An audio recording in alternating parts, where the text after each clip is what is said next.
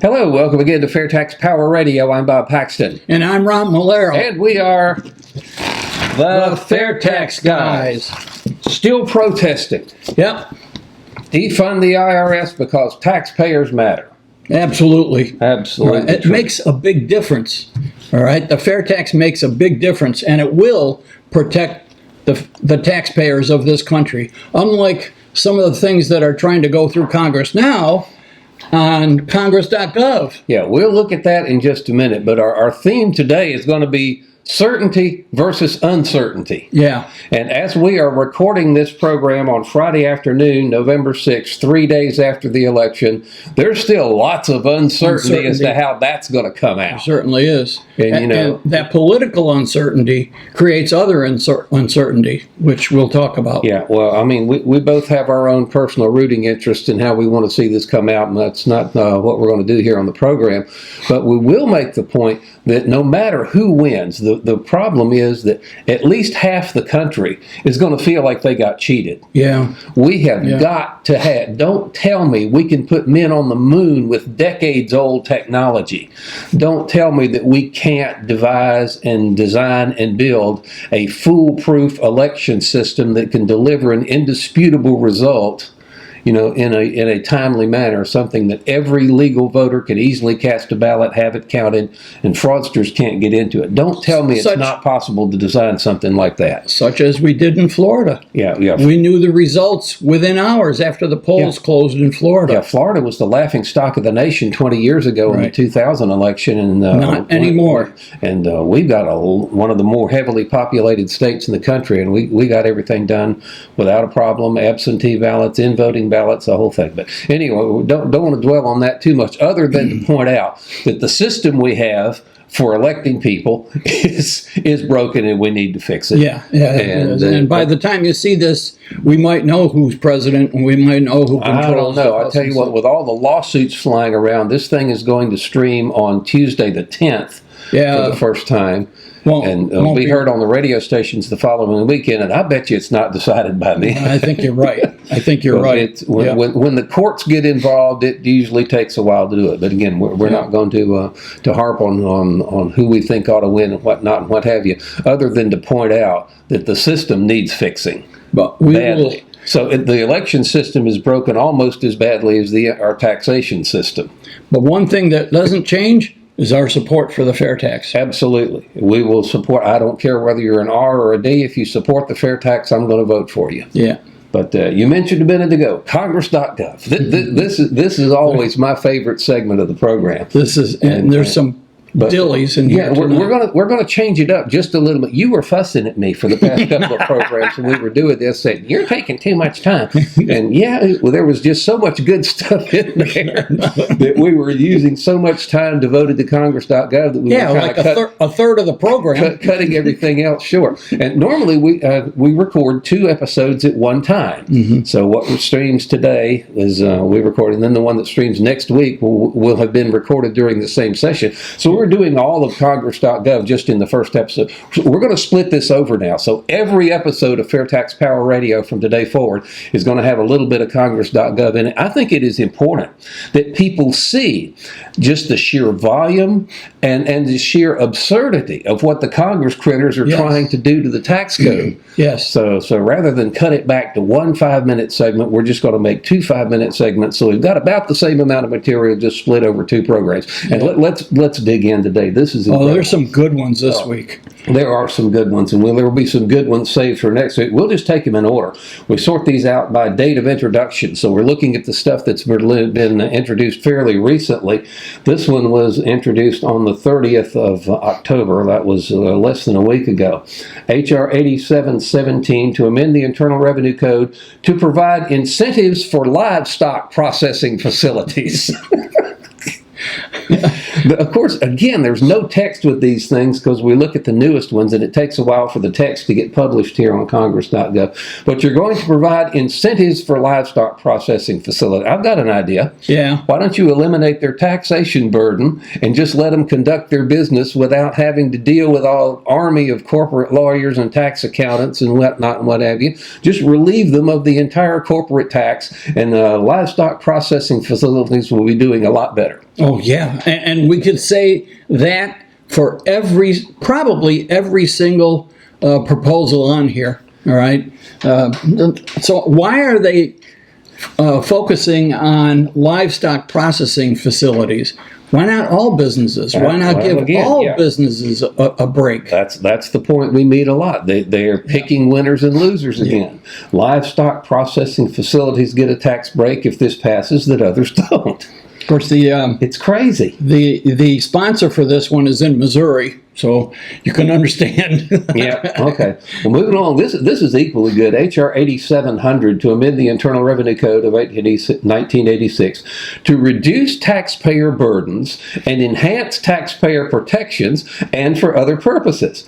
I got another idea. If you want to reduce taxpayer burdens, fix it so they don't have to keep records. Fix it so they don't have to file tax returns. Fix it so they get all of their paycheck. The FAIRtax fixes that in spades. Yeah, fix it so the IRS doesn't victimize these people. Yeah, fix because it so they do now. Fix it so there is no IRS. Exactly. To do that. So if you want to reduce taxpayer burdens, enhance taxpayer protections, and for other purposes, this is from a representative in Texas. Let's see, Philman Vila, I think is how that goes. But let's explain to whoever that is that the FAIRtax will accomplish the purpose which they are intending to try.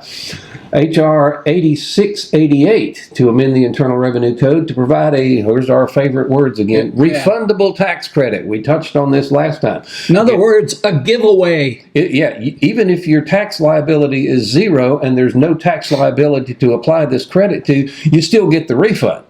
So a refundable tax credit means you get it whether you actually need it or not. To seniors who install modifications on their residences that would enable them to, get this, age in place. Yeah. And for other purposes. So their home becomes the old age institution or whatever, especially around Florida here in Ocala. We have a lot of facilities that take care of people when they get too old to be in their own home and so forth. And this is meant to help them age in place. What kind of I'm just trying to think, what kind of modifications would you need to make to your home to allow you to age in place? I think you got a pretty good spot here. We got a decent home where we live in. We can age in place in what we've got. What do we have to change it for? Again, there's no text. I can't see what they're up against. Yeah, there's I know that from taking care of my own mom that there are special chairs, all right, that lift the person out. They're motorized and so forth. And if you have a 2-story home, there's a little elevator that takes you up the stairs. Although not that many homes in Florida are 2-story. But still, there's those modifications. As you might imagine, this one comes from Florida. Yeah. Charlie Crist, Florida District 13, introduced that one. And we got one more before we run out of time for this one. S4877, a bill to amend the Internal Revenue Code to establish another refundable tax credit to help middle-class taxpayers. And that's so broad, middle-class taxpayers, Well, that's because they want to tax the wealthy. But they want to help the middle class. So you're pitting one one group against the other. Again, this class warfare. If you want to help middle class taxpayers, just again, relieve them the burden of having to fill out income tax returns and all the record keeping they have to do to support it. Let them get their entire paycheck and give them a tax refund every month. That's what happens with a FAIRtax. Exactly. That's how you help not just middle class, but every taxpayer. Yeah. You can see by what we've mentioned here is that people in Congress are stuck in the income tax frame of mind, all right? They're stuck in the income tax box, and they can't think their way out, okay? Because the FAIRtax, as Bob has pointed out, would take care of each of these problems easily, all right? Easily. So, and what we need is for you to contact your Congress critters. All right. The total number of proposals was 2,084. yeah, 2,084. Check that, 2,086. Excuse me. Okay, and it's not even the end of the 116th Congress. All right. That's how many hits you get if you put the phrase Internal Revenue Code in quotation marks and use their search feature. We're running on time again. We're going to try to get moving on. There is more goodies in here that we'll get to next week on Fairtax Power Radio that are equally as good to this one. So where do we go from here? Okay, from here, let's see. Let me do a quick Grassroots Corner and Chairman's Report. Jim Bennett is the Grassroots Director for the AFFT, the Americans for Fair Taxation. You can contact Jim directly if you have anything of a grassroots nature or you have a question. Jim.Bennett@fairtax.org. Bennett has 2 N's and 2 T's, okay? The Grassroots Corner report for this week is all about Nick Rudlick, and Bob and I spent most of an episode talking about Nick because he was just the Fairtax volunteer extraordinaire. And he was the Energizer Bunny. Yeah, he was. Volunteer, when his health allowed him to do it. I mean, and unfortunately, we lost Nick last month. But so I'll let you can get the Grassroots Corner and the Chairman's Report and an update from Fairtax Power Radio by going to fairtax.org and signing up there. You won't get spam because you give them your contact information. You can give me your contact information, including your email, and you'll get these. I also want to mention the Chairman's Report. I'm not going to take time reading it or anything, but it's about democracy in action. And Steve talks about Steve Hayes, who's the president of AFFT. And he talks about elections throughout our history in times of duress and so forth. It's a great article. He does some. Steve always researches his articles very thoroughly. Yes, he does. And they're really worth your time to read them, or go get the podcast, because the podcast, just like Fairtax Power Radio, the podcast for Grassroots Corner and Chairman's Report is on Spreaker, Apple Podcasts, and iHeart. And it's also a YouTube video. But I love this one quote here from Steve's Chairman's Report. What's the difference between God and a politician? God doesn't think he's a politician. Right. Anyways, but so it works the other way around. Politicians think they're God. Yeah, and they seem to. And you can see by the proposals in Congress.gov that some of these people do seem to have a God complex. Yeah, so, but, anyways. But Steve was making what I thought was a profound point in that Chairman's Report, and that again, we don't know as of the date we're recording this, and probably by the date it streams, we won't know who's won the presidency. Right. And but if you're a business person and you're sitting, and the 2 candidates, we've gone over their respective tax plans a couple of weeks ago here on Fairtax Power Radio. One of them is promising big tax cuts. Another one is saying, well, I'm going to raise taxes on the wealthy, but if you're under this threshold, I'm not going to mess with you. 2 radically different tax plans. If I'm a businessman, how do I know which one I'm going to have to live under for the next year? Exactly. I don't. I can't make those decisions now. So you've got, prior to the election, people are torn. All right, who's going to win? What's going to happen to taxes? What's going to happen to my business?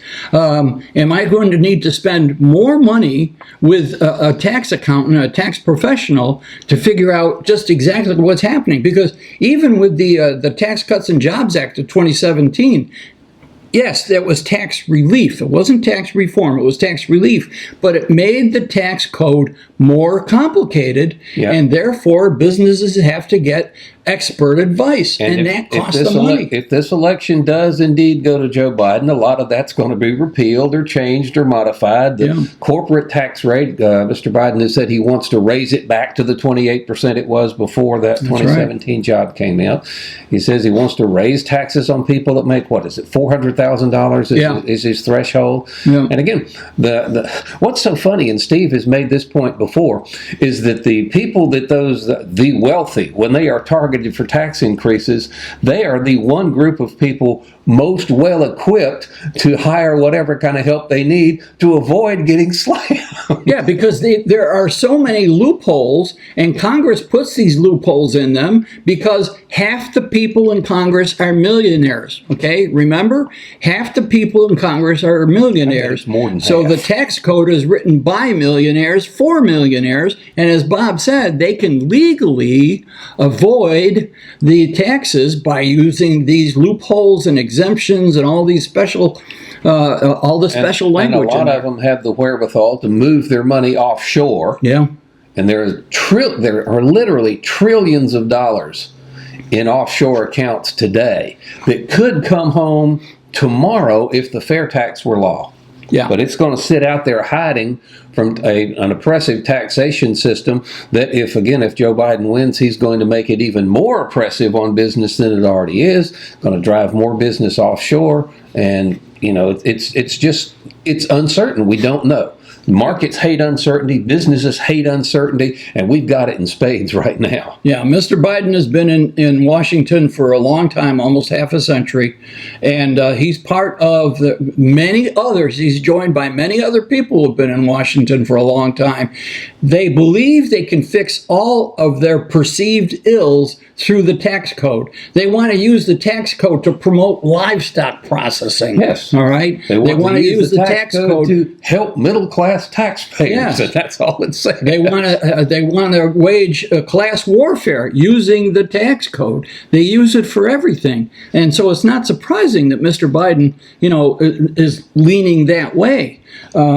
Plus, there's other things that Mr. Biden is doing outside of the tax code when he talks about energy and so forth. We're going to talk more about that in the next episode, but that becomes a problem too. So right now, because the election has not been decided, there's great uncertainty. Mm-hmm. People cannot plan. Businesses cannot plan. They're not exactly sure what's going to happen starting next January, all right? Or whenever whoever gets installed as president and what they're going to do. But when you've got two parties that have such radically different views of what the tax system should look like and how it should operate, and it's just the normal course of things that one will be in power for a while, then the other, and then back. The power swings back and forth between the two of them, and as long as that happens, there will continue to be uncertainty. Party A will repeal the policies of Party B and vice versa, and we're out here stuck in the middle, not knowing what's going to happen. Yeah. There was a song about that, "Stuck in the Middle with You," some years back. Quite a few years back, but anyways, but yeah, people don't know how to plan. That one. And you can say that Mr. Biden's plans, typically for that side of the aisle, they think they're going to level the playing field by taxing the rich, okay, but those people are the ones that create small businesses. And remember, it's small businesses that create most of the jobs. It's not the big mega corporations. It's the small businesses that create most of the jobs, say up to 50 people, all right, 50 employees, okay? So when you hurt them, you hurt the employees. Some of the employees are let go, and you hurt the economy, all right? Yeah. But that's the way they feel. They have to equalize, the advantages of one over the other. But if you remember, not long ago, or several weeks ago on Fairtax Power Radio, we addressed the myth that, people make the argument, well, since wealthy people spend such a smaller percentage of their income than non-wealthy people, taxing spending is unfairly targeted towards those who have it least. And we looked, and the people who make that argument forget all about the prebate. We went through the numbers and found that a family that makes $1 million and spends 40% of it will still pay much, much higher percentage of what they earn and what they spend than somebody who's living right at the minimum wage or right at the poverty level, because with a prebate, taxation up to the poverty level is zero. That's right. That's right. So if they really want to do this, hey, guys, FAIRtax will make the rich pay their fair share. Yep, yep. And the fair tax also gets rid of the most regressive tax there is, the payroll tax. All right, because the working poor cannot, there's just no way they can avoid that payroll tax. And it really hammers them. That's from $1. There are no exemptions, there are no standard deductions, and again, it's the same percentage regardless of whether you're making $50,000 or $500,000. Yeah, and that's just the definition. Oh, except that those making over $138,000 after they cross that threshold, there's no more payroll tax. Yeah, that makes it even worse. Yeah, if I'm making $500,000, most of my salary is not going to be subject to that at all. Yeah, so it's not good. Now, the other thing, all right, so prior to the election and prior to the results, because we still don't know who's going to be president and what kind of a tax policy we're going to have, okay? But it looks like the Democrats are going to hold the House, and it looks like the Republicans are going to hold the Senate, all right? I was looking at those, I think both of those are quite accurate. So the good news is nothing really radical is going to get through. Yeah. So the good news is there will be no major tax reform. The bad news is there will be no major tax reform.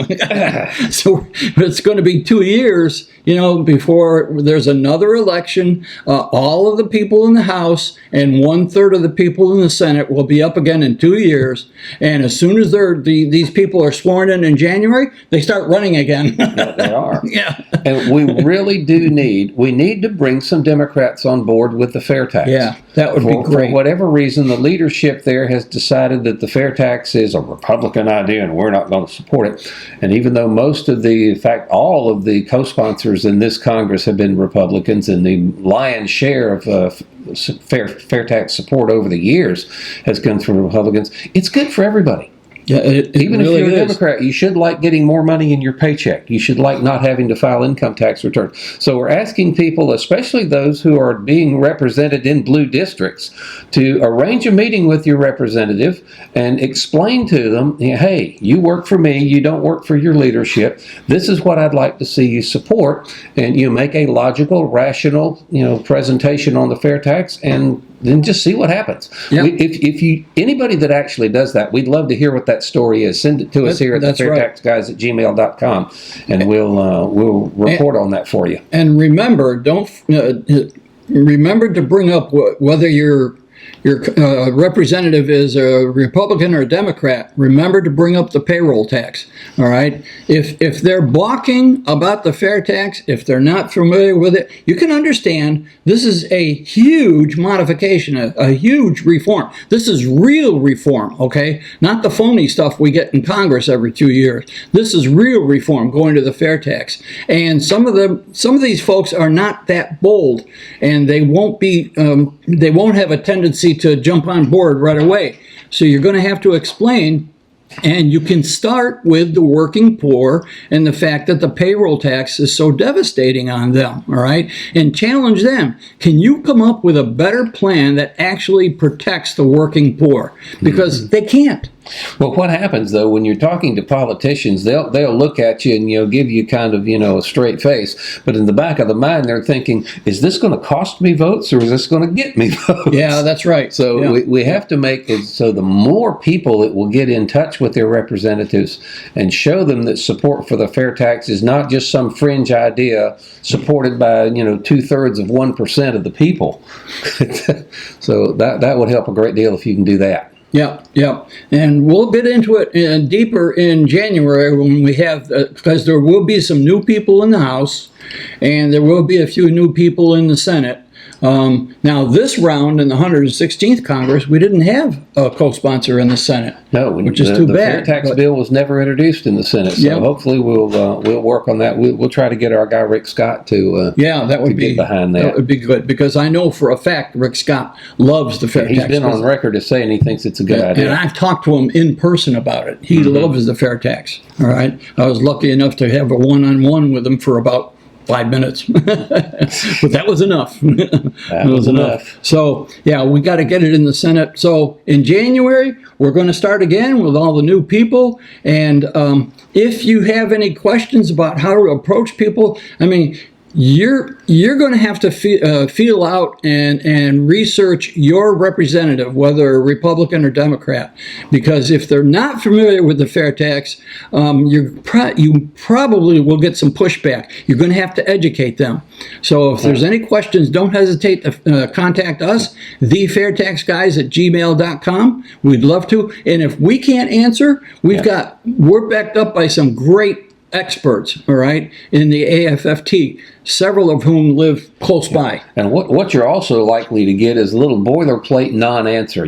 I do support tax reform, I do support making the taxes fair, but they won't commit to supporting the fair tax per se. Yeah. And that's where the polite persistence comes in. So anyway, certainty versus uncertainty. We have a lot of uncertainty now because everything is up in the air. Well, the president's race is still up in the air, okay?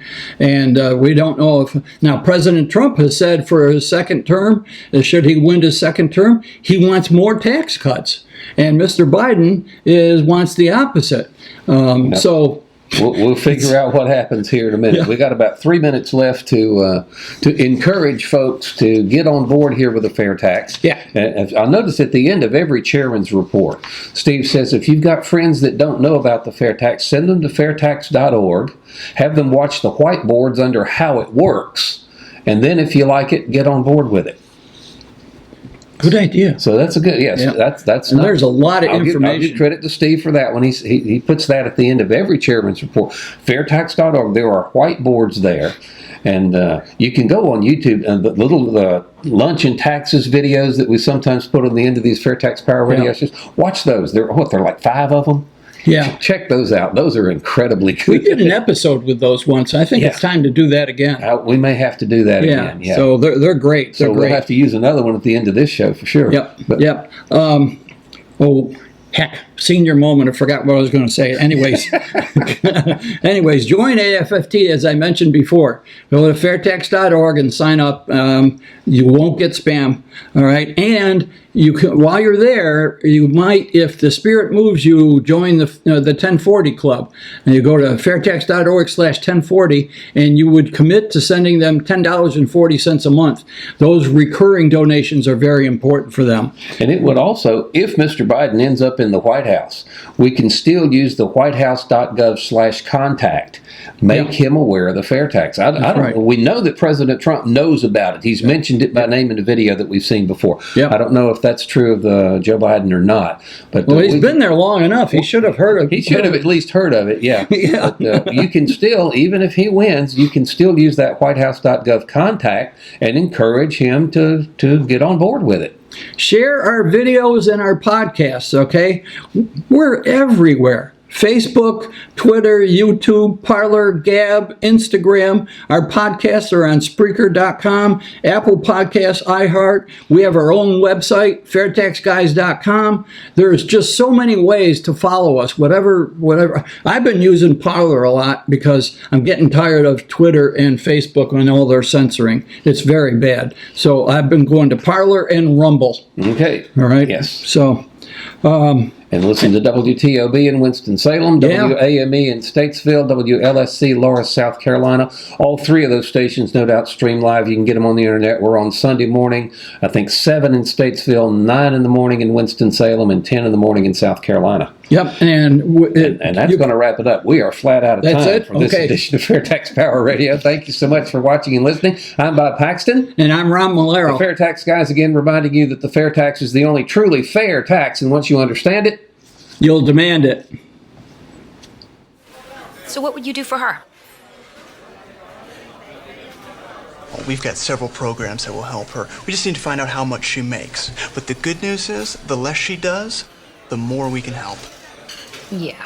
If I may, with the fair tax, we wouldn't even tax her income. So the more she makes, the more she has. But still, a consumption tax could eat up a lot of her income. Which is why at the beginning of every month, we're actually going to give back all that she pays in taxes on basic necessities. You're going to give her back her taxes? Every month, on everything taxed on basic necessities. But we're also going to give it back to you and to every American citizen. Why? Well, we believe taxes should be fair.